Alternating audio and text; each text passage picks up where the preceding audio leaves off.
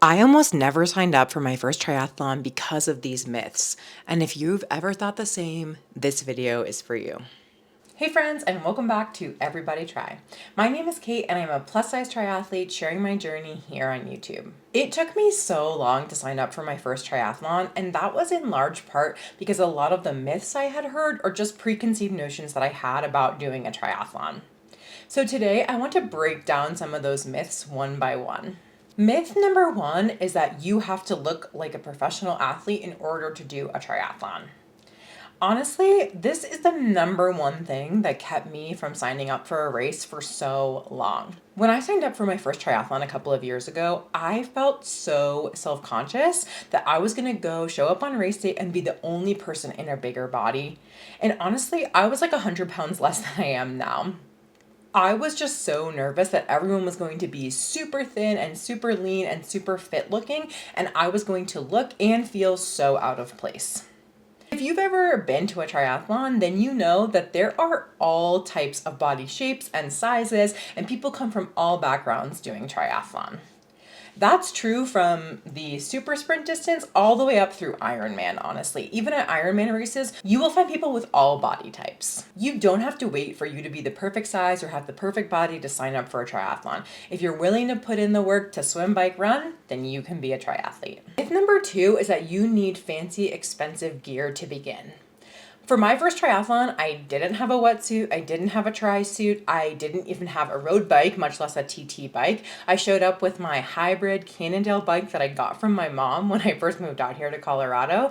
And honestly, I saw all levels of gear out on the course that day, especially at the smaller sprint and Olympic distance races. I've seen people on cruiser bikes and mountain bikes. You truly do not need a fancy bike or any fancy equipment to get started. For my first ever sprint triathlon, I didn't have a tri-suit, and so I literally wore a bathing suit with running tights over it for the swim. I don't know why I put on the tights for the swim, but I think because I thought that I would have a hard time getting them on when I was already wet, which is probably true. And then I threw on a top for the bike and the run. So truly, I see all kinds of outfits at triathlons. Do not feel like you need to buy a fancy, expensive tri-suit in order to do your first triathlon. I am all for buying the fancy, expensive gear no matter what your skill level is, if that's something that makes you happy and excited and motivated to train and to race, but it's not a necessary thing, especially for your first race when you don't know if this is something you want to continue to do long term and you're just kind of feeling out, do I even like this sport? So remember, you can always upgrade it later, but you don't need the fancy, expensive stuff to begin.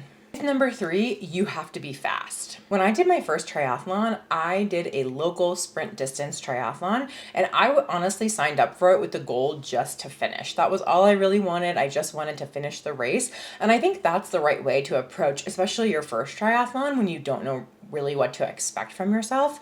But don't be worried about going slow. There truly are people of all paces, and I think you might surprise yourself how slow or fast you are over the three distances when you put them all together.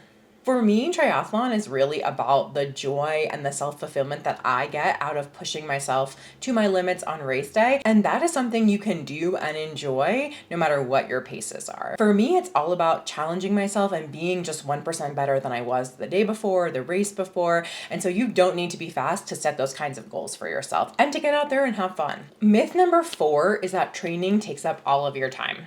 Now, don't get me wrong, especially when you start training for longer distances, it can be hard to balance it all with work and family and life and friends and career and all of the things. But especially when you first start training for a sprint or an Olympic, I think you would find it's pretty manageable. Obviously, everyone's different and everyone has different demands on their time. But I think that some people have a misconception that in order to train for any distance of triathlon, you have to be putting a ton of hours in a week. When I signed up for my first ever triathlon, I actually was training the summer that I was studying for the bar exam. And so honestly, I was not prioritizing my training. Obviously, I had other things that I really needed to focus on and were taking up a lot of my time.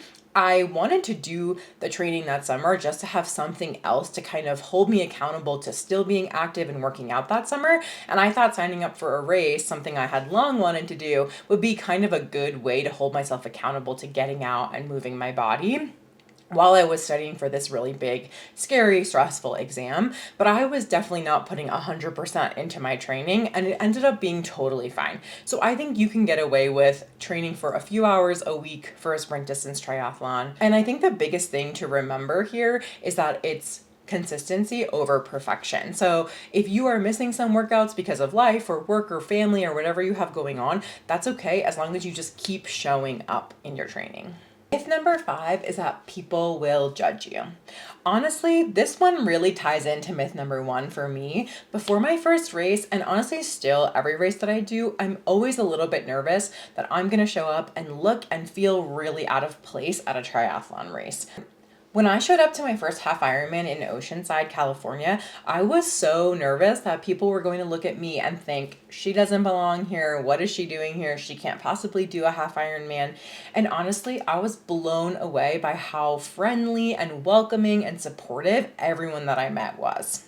A couple of days before the race, I showed up at the beach to do a little shakeout open water swim, and I was standing on the beach alone, feeling so self-conscious and out of place, and so many people came up to me on the beach, asked if I was doing the race, invited me to come along to do their swim with them so I wouldn't be alone. People were honestly amazing. People who had done the race before were sharing tips about the race. It's just such a welcoming, open, friendly environment at a lot of races, and I think you'll be surprised by how friendly and welcoming and encouraging most people are in triathlon.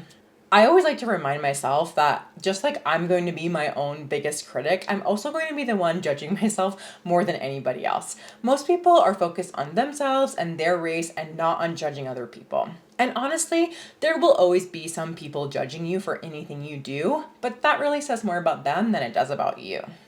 So if you've been holding back from signing up for your first triathlon race because of one of these myths, take it from me, you just got to get out there and start. You don't need the expensive gear, you don't need the perfect body, you just need to get out there and start training. And trust me, it will be worth it. If you're new here, I share my journey as a plus-size triathlete. So if that inspires you, hit subscribe, drop a comment with a myth you've heard, and I'll see you in the next one.